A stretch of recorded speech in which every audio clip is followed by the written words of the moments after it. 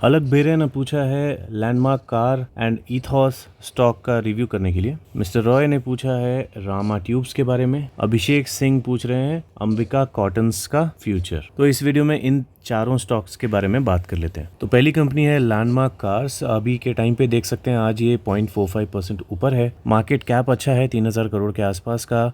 Stock का P अपने industry P से नीचे है। आरओसी आरओई अच्छे दिख रहे हैं। डेट टू इक्विटी रेशियो थोड़ा सा मतलब कम नहीं है, ज़्यादा ही है, 430 करोड़, लेकिन बहुत ज़्यादा चिंता वाली बात नहीं है। अगर ये कम कर लेते हैं तो टेंशन वाली बात नहीं होगी। प्रमोटर्स की होल्डिंग अच्छी है और इसमें से इन्होंने कुछ भी गिरवी नहीं रखा। डिविडेंड ये अभी देना शुरू नहीं कर रहे हैं, तो शायद हो सकता है कि जो भी पैसा ये कमाएं वो अपने ग्रोथ में लगाएं, क्योंकि देखने में भी नई कंपनी लग रही है ये। आई मीन बीएसई में आई हुई नई कंपनी करती क्या है, तो जैसा इसके नाम में लिखा हुआ है ये एक रिटेलर है, ठीक है, ऑटोमोटिव रिटेलर, जो कि Mercedes Benz, Honda, Jeep, Volkswagen, Renault और भी शायद बहुत सारे होंगे, लेकिन यहाँ पे ये 5 ब्रांड्स लिखे हुए हैं। तो इनकी कार्स वगैरह को रीसेल करती है, ठीक है। और अशोक लेलैंड के जो व्हीकल्स होते हैं, कॉमर्शियल व्हीकल, ऑब्वियसली ट्रक्स वगैरह, बस वगैरह जो भी होते हैं, उनको भी ये रिटेल बिजनेस में यूज़ करती है। तो बिजनेस ऐसा कुछ बहुत ज़्यादा अट्रैक्टिव वाला नहीं है, लेकिन हाँ इसमें पैसा बहुत है, ये पक्की बात है। अभी इसमें इश्यू ये है कि इसका लॉन्ग टर्म का आप चार्ट भी देखेंगे तो आपको दिखेगा कि ये 23 दिसंबर से ही मार्केट में आई है और कुछ खास परफॉर्मेंस इसने तब से नहीं दिखाया है, ठीक है। ये वॉलेटाइल ही अभी तक दिख रही है, लेकिन जिसने भी इसे स्टार्टिंग में लिया होगा वो अभी प्रॉफिट में ही होगा। अभी इसके मार्केट में आते ही इसके प्रमोटर के अलावा इसमें एफआईआई और डीआईआई भी काफ़ी अच्छी क्वांटिटी में है, लेकिन इन दोनों ने ही अपनी क्वांटिटी को यहाँ पे कम किया है। दोनों ने नहीं, आप देखेंगे तो प्रमोटर ने भी अपनी क्वांटिटी को कम किया है। तो तीनों ने इस क्वार्टर में पिछले क्वार्टर के कंपैरिजन अपने स्टेक को कम किया है, ठीक है, जो कि नेगेटिव बात है। तो मैं इसी बात पे इसको अभी फ़िलहाल के लिए छोड़ दूंगा, लेकिन फिर भी एक आइडिया लेने के लिए कि इसे हमें ट्रैकर में ऐड करना चाहिए या नहीं, हम लोग इसका नेट सेल्स देखेंगे तो 4 साल का आपको नेट सेल्स दिखेगा, पहले गिरता हुआ, फिर और गिरता हुआ, फिर उसके बाद उठता हुआ, ठीक है। तो एक ही साल इसने रिकवरी अभी दिखाई है और आई थिंक इसी की वजह से ये स्टॉक मार्केट में आया है। तो ऐसी कंपनी बहुत ज़्यादा डेंजरस होती है गाइस। आपको मार्केट में क्या दिखेगा, अभी फ़िलहाल के टाइम पे स्क्रीनर पे जाओगे तो आपको सिर्फ ये डेटा दिखेगा कि पिछले साल से इसने अच्छा परफॉर्म किया, लेकिन उसके पिछले साल 3 साल से ये गिर रहा है, ये आपको नहीं पता चलेगा। अभी सेल्स में जो भी है, लेकिन अगर आप इसकी प्रॉफिट देखेंगे, नेट प्रॉफिट, तो आपको इसमें थोड़ी बेटरमेंट दिखेगी कोविड के टाइम से, ठीक है। कोविड में ये लॉस में था, फिर रिकवर करके 11 करोड़ का प्रॉफिट, फिर अभी 65 करोड़ का प्रॉफिट। तो ये जो ग्रोथ है ये बहुत अच्छी है, लेकिन इसके साथ साथ में इसकी सेल्स भी कंसिस्टेंट रहती तो थोड़ा ज़्यादा कन्विंसिंग ये हो जाता। अभी म्यूचुअल फंड्स की बात करेंगे तो म्यूचुअल फंड्स ज़्यादातर इसे बाय कर रहे हैं। एक ईडलवेस ने इसे सेल किया है, तो म्यूचुअल फंड की तरफ से तो ये पॉजिटिव दिख रहा है। तो अगर किसी के पास है तो आप इसे होल्ड करके रख सकते हैं और देख सकते हैं कुछ टाइम तक। अभी क्या है, इसमें एफआईआई और डीआईआई दोनों की होल्डिंग इसमें अच्छी है, ठीक है। थोड़ा बहुत कम किया है इन्होंने, तो कुछ हो सकता है कि प्रॉफिट बुकिंग वगैरह कर रहे हों, अदरवाइज़ होल्डिंग अभी भी दोनों की काफ़ी अच्छी है। 5% से ऊपर अगर एफआईआई डीआईआई होल्ड कर रहे हैं तो कुछ ना कुछ कंपनी में होगा तभी होल्ड कर रहे हैं। अब देखिए इसकी जून 23 की अगर न्यूज़ देखेंगे तो इसमें क्या दिखा रहा है, टीपीजी ग्रोथ, LISF सेल्स, उसके बाद यहाँ पे भी टीपीजी कैपिटल सेल्स 11%, यहाँ 11.25%। तो ये दोनों एक ही कंपनी दिख रही है और इन्होंने लैंडमार्क कार्स के शेयर्स को सेल किया है, ठीक है। तो सेल किया है तो उतनी कोई टेंशन वाली बात नहीं है, लेकिन इससे हमको सिर्फ ये रिलेट करना है कि यहाँ पे अगर हमको इस सेलिंग की वजह से रेड कैंडल दिखती है और सेलिंग प्रेशर दिखता है, प्रॉफिट बुकिंग दिखती है, तो हमको नीचे के लेवल्स में इसमें एवरेजिंग करने के मौके ढूंढने चाहिए अगर आप बुलिश हैं तो, ठीक है। अभी मैं फ़िलहाल इसमें एंट्री नहीं करने वाला हूँ, चाहे ये गिर जाए चाहे कुछ भी हो जाए, मैं अभी इतनी जल्दी एंट्री नहीं करूँगा। थोड़ा सा मैं इसको और देखना चाहूँगा अगले कुछ 6 महीने या 1 साल के लिए, तब मैं इसमें एंट्री करूंगा इसके पैटर्न वगैरह को देख के, ठीक है। इसके सेल्स भी ऊपर जाने चाहिए जैसे इसके प्रॉफिट्स ऊपर जा रहे हैं, तब मैं इसमें थोड़ा सा ज़्यादा कन्विंसिंग तरीके से इन्वेस्ट कर पाऊंगा। अभी जो लोग ऑलरेडी कन्विंस्ड हैं और इसमें इन्वेस्टमेंट के लेवल ढूंढ रहे हैं, वो जुलाई मंथ में अगर किसी रीज़न से ये 600 के आसपास आपको दिखता है तो यहाँ पे आप एवरेजिंग कर सकते हैं या फिर एंट्री कर सकते हैं, ठीक है। 600 कहाँ है, यहाँ पर है, ओके। तो यहाँ कहीं अगर आपको मिलता है तो आप एंट्री कर सकते हो। अब देखो यहाँ से अगर इसको यहाँ तक गिरना है तो कुछ तो मार्केट में बड़ी सेलिंग होना ज़रूरी है ना। अगर कोई एफआईआई बेचता है तभी ये इतना नीचे गिरेगा, और नहीं अगर बहुत ऊपर चला जाता है तो फिर तो कुछ भी नहीं कर सकते।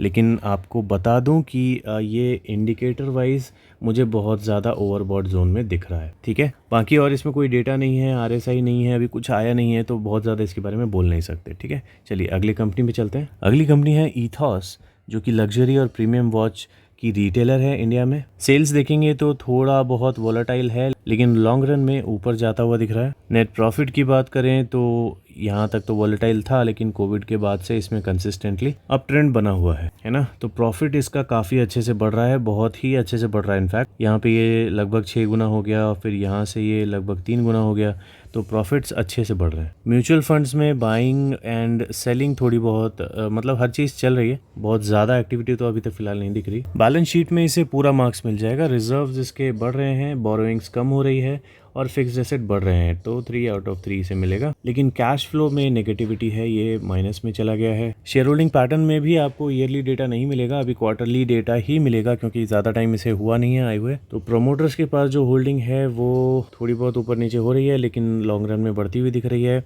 FII के पास जो होल्डिंग है वो भी ऊपर नीचे होती हुई दिख रही है, लॉन्ग रन में थोड़ी कम हो रही है। और DII की होल्डिंग काफ़ी बढ़ गई है। ठीक है, तो DII की इसमें एक्टिविटी है, लेकिन फिर भी देखेंगे FII और DII से ज़्यादा किसकी होल्डिंग है, पब्लिक की। तो देखिए ईथॉस लिमिटेड का बिजनेस तो अच्छा है, बिजनेस खराब नहीं है। प्रीमियम लग्जरी वॉचेस अगर ये बेचती है तो मार्जिन्स काफ़ी अच्छे बनते होंगे इनके, क्योंकि जो भी इस तरह की वॉचेस वगैरह लेते हैं वो पैसे का बहुत ज़्यादा वैल्यू नहीं करते, मतलब वैल्यू में नहीं करते, मतलब इतना ज़्यादा सोचते नहीं है खरीदने के टाइम पे कि ये इतना महंगा है, थोड़ा सस्ता होता वगैरह वगैरह, इस तरह की बातें नहीं सोचते हैं ना। तो इसलिए इस तरह की चीज़ों में मार्जिन्स जो होते हैं वो बहुत ज़्यादा होते हैं। अब ये एक रिटेलर है, तो ऑब्वियसली ये सामान बनाती तो नहीं है, तो मेजर जो प्रॉफिट होंगे वो वॉच की कंपनी को जाते होंगे, लेकिन फिर भी इनका जो मार्जिन होगा वो अच्छा खासा होगा।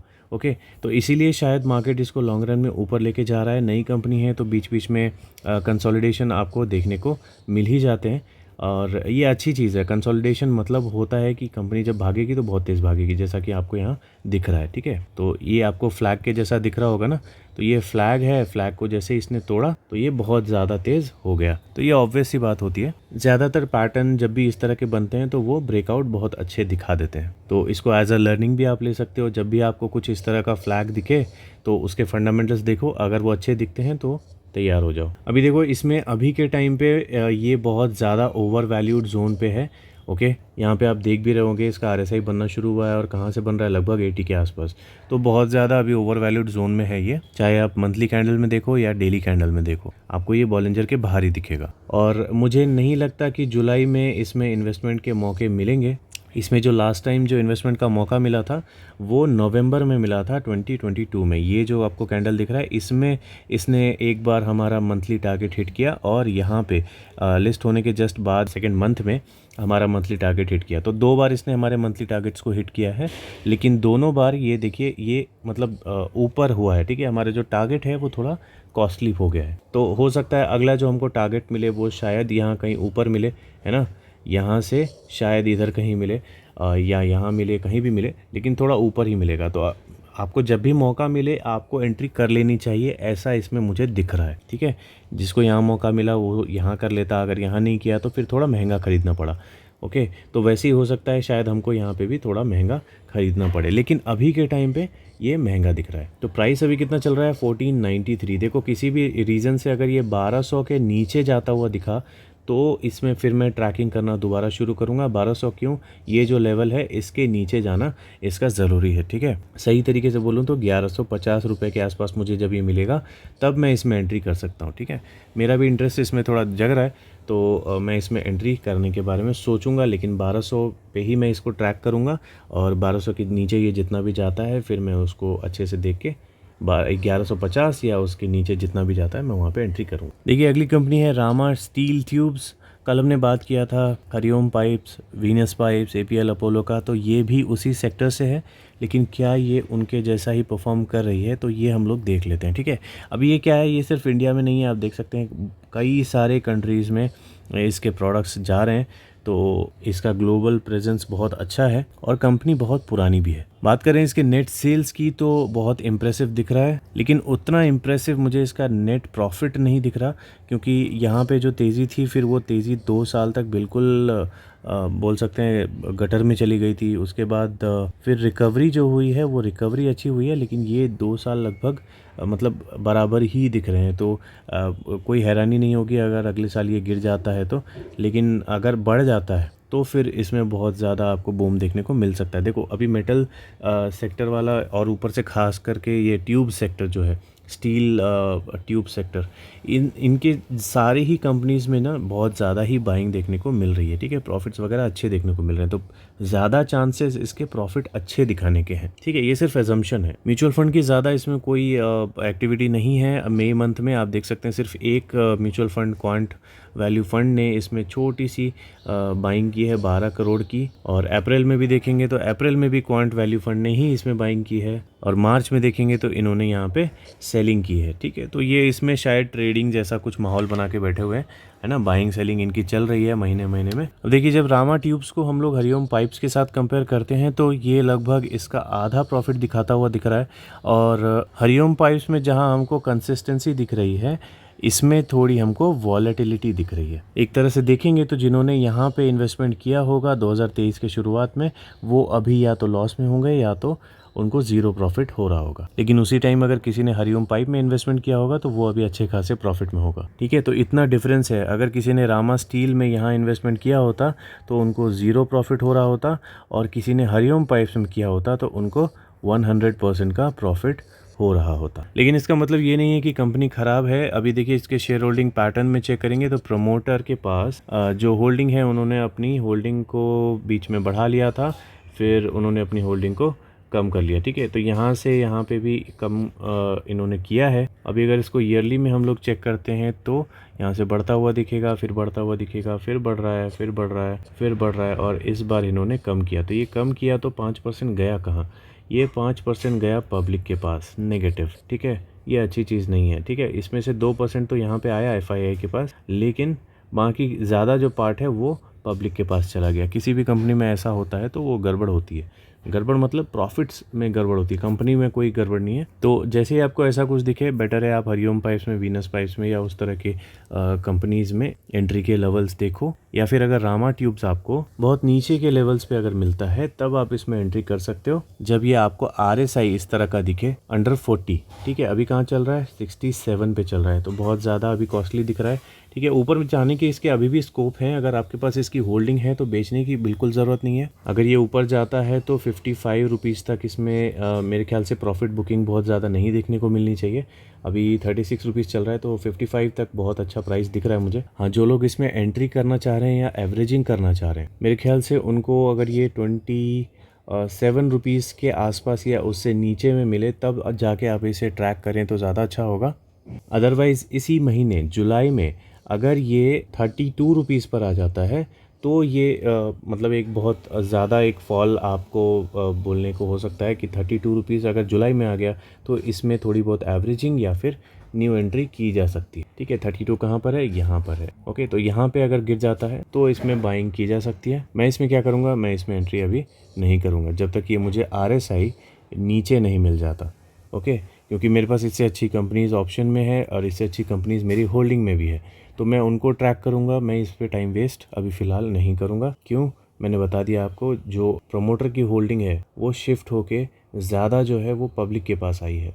तो जब भी पब्लिक को कोई माल चिपकाया जाता है ना, तो वहाँ पे ज़्यादा चांसेस यही होते हैं कि कंपनी बहुत फॉल करने वाली है या फिर लंबे टाइम तक कंसोलिडेट करने वाली है। अगली कंपनी है अंबिका कॉटन मिल्स, जो कि कॉटन यार्न बनाती है ऑब्वियसली। अब इसका नेट सेल्स हम लोग देखेंगे तो बहुत ज़्यादा ख़राब नहीं है, बहुत ज़्यादा इम्प्रेसिव नहीं है, लेकिन अभी पिछले साल के कंपैरिजन में गिरा है, लेकिन लॉन्ग रन में देखेंगे तो ख़राब नहीं है, अच्छा है। लेकिन वहीं अगर इसका प्रॉफिट देखेंगे तो बिल्कुल भी इम्प्रेसिव नहीं है। मैं इस तरह की कंपनी में एंट्री नहीं करूँगा, क्योंकि जिसका ग्रोथ इस तरह से नहीं बढ़ रहा, बीच बीच में इक्का दुक्का फॉल चलता है गाइस, लेकिन लॉन्ग रन में आपको ये प्रॉफिट बहुत अच्छे से ऊपर जाते हुए दिखने चाहिए। ऐसा नहीं होना चाहिए जैसा यहाँ पे हो रहा है, 48 से 51 फिर गिर गया, फिर उठा, फिर उठा, फिर उठा, फिर गिर गया, है ना। तो ऐसा नहीं होना चाहिए। अब देखिए ये 2 बार उठा फिर गिर गया, तो अब ये कितने बार गिरेगा पता नहीं, और फिर उसके बाद फिर आपको ऊपर जाता हुआ दिखेगा। तो ये ट्रेडिंग वाली कंपनी है।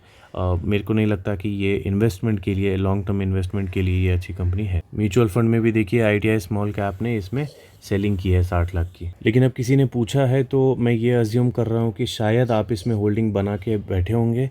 अगर आपके पास होल्डिंग है तब तो आप इसको देखो ऊपर जाते हुए। अब ये ऊपर जाता है तो आप अपने स्टॉप लॉसेस लगा लो, ठीक है।